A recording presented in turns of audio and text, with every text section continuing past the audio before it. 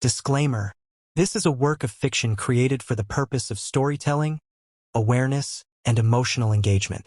Any resemblance to actual persons, places, or events is purely coincidental. The story addresses themes of racism, injustice, and redemption. Viewer discretion is advised. The morning sky over Merlot City was cloudless, yet heavy with silence. The kind of silence that carried 1,000 unspoken words. Somewhere along the downtown strip, between faded brick buildings and the choking exhaust of city buses, a small cafe stood nestled in the corner like a secret nobody wanted to keep. Inside, the warm clatter of cups and occasional hiss of the coffee machine created a strange harmony. But none of it mattered to Officer Caleb Thorne. Tall, blonde, blue-eyed, a walking caricature of control and entitlement in a pressed uniform that he wore like a crown. He walked into Liana's brewhouse like he owned the air, like the floor itself bent beneath his boots. Caleb didn't come in for the coffee. He came in for the control. He always ordered the same thing: dark roast, extra hot, no sugar, no cream, just like his pride, bitter and burning. And then he saw her, sitting quietly in the corner, head down, hands wrapped around a chipped white mug. Her skin, a flawless deep bronze. Her afro tucked neatly into a wool beret. Dressed in a simple gray coat, she looked invisible, like someone trying not to exist, trying not to disturb the balance of a world that often punished blackness for daring to breathe. Her name was Amélie Dubé. She didn't look up when he walked in, didn't flinch, didn't show fear, and that's what made him angry. To Officer Thorne, a black woman who didn't make herself small was an offense. A threat, a fire waiting to be extinguished. He stepped up to the counter, ordered his coffee, watched her out of the corner of his eye. Still, she didn't move. She simply sipped her tea, stared through the fogged glass, and listened to something only she could hear. A voice in her heart, maybe, a memory, a mission. She was not here by chance, and he had no idea. "Hey!" he barked, suddenly turning to face her. His voice sliced through the cafe like a slap. Amélie blinked once, slowly, then turned her head with the grace of a queen unbothered. "Yes?" she replied, voice soft, but anchored with something older than time, something royal. "You've been sitting here for a while. You planning on ordering something else? Or just loitering?" Caleb's lip curled. His tone carried an unspoken message. "You don't belong here." She smiled, calm, peaceful, unshaken. "I've paid.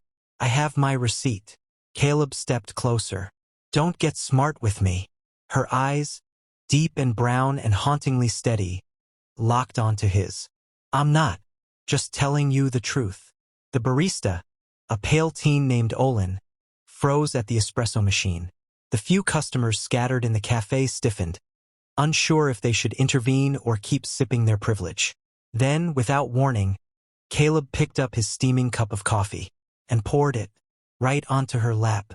The hiss of hot liquid on fabric. The sudden, stifled scream. The whole cafe gasped. Amélie stood, her legs trembling, her coat soaked, the hot liquid soaking through her dress and into her skin. Her hands shook, not from pain, but from restraint. The burn wasn't just from the coffee. It was the humiliation, the audacity, the centuries of ancestral screams rising in her throat, begging to be released. Caleb grinned. "Oops," he said mockingly.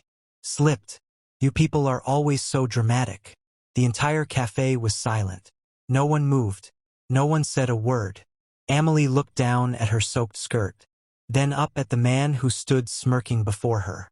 She could have screamed, could have slapped him, could have wept, but she didn't. Instead, she straightened her back, picked up her satchel, and said something no one expected.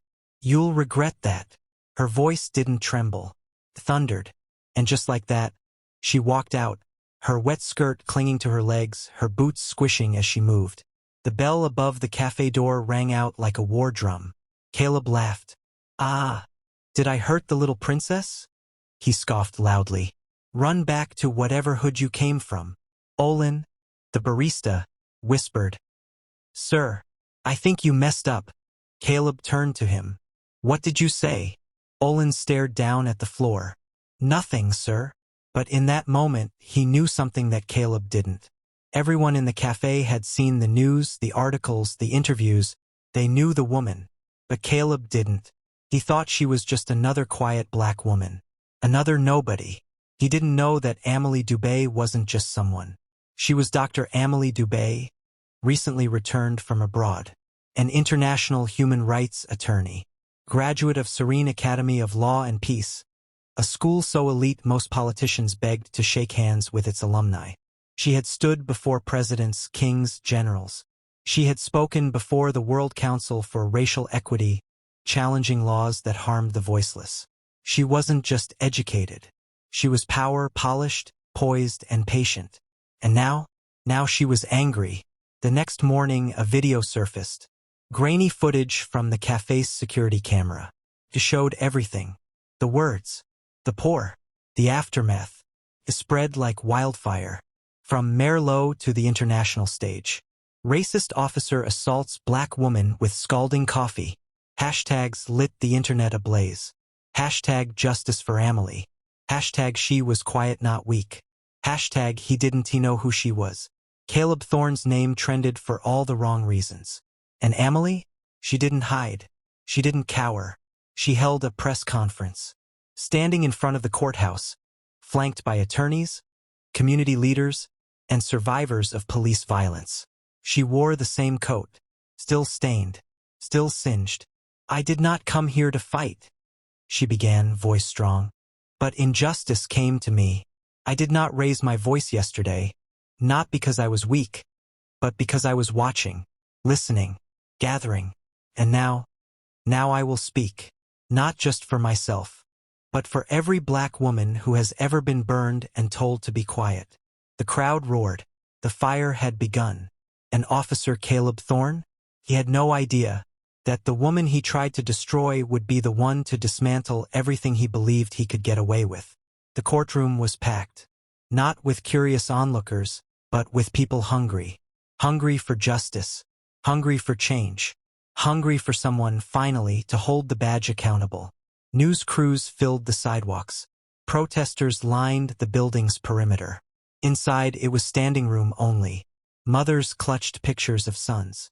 Grandfathers wore pins with the names of daughters. Everyone had a story. And today, their stories had found a voice in one woman. Amélie Dubé. She stood at the plaintiff's table in a dark emerald suit. Her afro now free, bold, unashamed. She didn't need to shout. Her presence commanded the room. Across from her sat Caleb Thorne. Stripped of his badge. Stripped of his uniform. Wearing a wrinkled shirt and a frown, he looked nothing like the smug officer from the cafe. Now he was just a man, small, exposed, drowning in the storm he created. His lawyer, a rotund man with a thinning hairline, whispered frantically, but Caleb barely heard him. His ears buzzed, his stomach twisted, because for the first time in his life he was the one being watched. 1 week earlier, the morning after the cafe incident, Officer Caleb had returned to his precinct expecting support. He got silence. His locker had been emptied. His nameplate removed. A memo had already circulated from Internal Affairs. Effective immediately, Officer Thorne has been placed on administrative leave pending investigation. No apology. No handshakes. Just blank stares from colleagues who feared their own jobs. The same men who once laughed at his racist jokes now walked past him like he was a ghost. Even his captain, stern, retired military, wouldn't look him in the eye. "You brought this on yourself," he had muttered before slamming the office door shut. And still, Caleb didn't understand. "I just spilled coffee," he kept saying. But it wasn't just the coffee. It was the smirk, the threat, the dehumanization. The years of unchecked aggression now caught in 4K. And when the video hit international outlets, sponsors, donors, even the mayor's office distanced themselves immediately. The city couldn't afford the heat. But Amélie? She was just getting started. Back in court, her voice was clear, resonant. She told her story with precision, never once raising it to match the outrage others felt on her behalf. "I didn't speak in that cafe," she began, "because I've been taught that my silence is safer than my truth. That if I react, I become the problem, even when I'm the victim." She paused. The room held its breath. "But I am not here today for an apology. I don't need him to say sorry. That would be too easy. I am here for accountability." Across the aisle, Caleb's fists clenched. "Tell them the truth," his lawyer hissed. "Apologize. Cry. Say you were under stress. Say anything." But Caleb stayed quiet, because men like him never thought it would go this far. He thought it would disappear, just like the others. The woman in Sector 9 who was dragged out of her car for asking, "Why am I being stopped?" The teenage boy in East Brimwell who was punched in the face for talking back. The disabled grandfather in Vera whose door was broken down over a wrong address. No videos, no headlines, just broken people. Forgotten, but not Amelie. No, this time, the world was watching. 3 days into the trial, the witnesses came. The barista, Olin, took the stand first. He was nervous, pale, but his voice didn't shake. "He walked in angry," he said. "Didn't even look at me, but he kept staring at her, like he was waiting for her to do something wrong. And then he just poured it, like she wasn't human." Next came Dr. Raina Pallavi, a psychologist and expert on racial trauma. She explained in powerful terms how systemic microaggressions and overt racism often overlap, creating an environment where minorities constantly live in survival mode. "The coffee wasn't just hot liquid," she said firmly. "It was a weapon, and it was used to humiliate, to dominate, to erase." Even the cafe's silent camera, cold and objective, couldn't lie. The jury watched the footage over and over. The smirk, the pour, the insult, the walkaway, and then Amelie's voice. "You'll regret that." Not a threat. Prophecy. Outside the courtroom, the city pulsed. A group called the Burned and the Brave emerged, organized by young activists who rallied behind Amelie's case. They wore pins shaped like steaming mugs, a symbol of how even something simple, like coffee, can be turned into a tool of hate. The city council was forced to hold emergency meetings. Businesses posted signs. "We stand with Amelie. No justice, no purchase." And meanwhile, Caleb's past came crawling out. 2 other black women filed complaints from years ago, both dismissed by his precinct at the time. One was a college professor, the other, a nurse. Both had accused Caleb of excessive force, verbal threats, and unwarranted stops. Their cases were never pursued. Until now. Amelie's trial opened the floodgates. On the 5th day of the trial, Caleb finally took the stand. For the first time, the courtroom was silent, not in awe, but in tension. He looked tired, hollow, and still unapologetic. "I didn't mean anything by it," he muttered. She looked smug, like she was waiting for someone to challenge her. "So you challenged her?" Amelie's lawyer asked. Caleb scoffed. "I mean, yeah." She had that look, like she thought she was better than everyone. The lawyer leaned forward. "So you punished her for being confident?" Caleb stammered. "No. I mean, she was provoking. By drinking tea?" Caleb looked around. Everyone was staring. The silence was deafening. He realized then, there was no coming back from this. He had built a house out of pride, ignorance, and silence. And it was burning. Later that night, Amelie stood alone in her hotel room. The trial had drained her. Every testimony had reopened wounds, hers and others. Every headline, every hashtag, reminded her of how dangerous it still was to simply exist in brown skin. She stared at her reflection, touched the faint scar on her thigh from the hot coffee, closed her eyes, and remembered her mother's words, long ago, in a country far from here. "Daughter, the world may burn you, but from those ashes, rise a voice so powerful, they can never silence you again." Amelie inhaled deeply. Tomorrow would be the verdict. But she already knew. This wasn't just about her anymore. This was about every woman told to shrink. Every black soul asked to prove their humanity. Every quiet fighter whose silence was mistaken for weakness. She was no longer just Amelie. She was a reckoning. The sun hadn't risen yet, but the courthouse plaza was already full. Mothers wrapped their arms around their children. Young activists clutched handwritten signs. The air trembled, not with cold, but with anticipation. Today was more than a verdict. It was a crossroad. Inside the courtroom, the energy felt like thunderclouds gathering above a matchbox. Tension sat thick on every breath. Journalists sat at the edges of their seats, their fingers trembling above keyboards.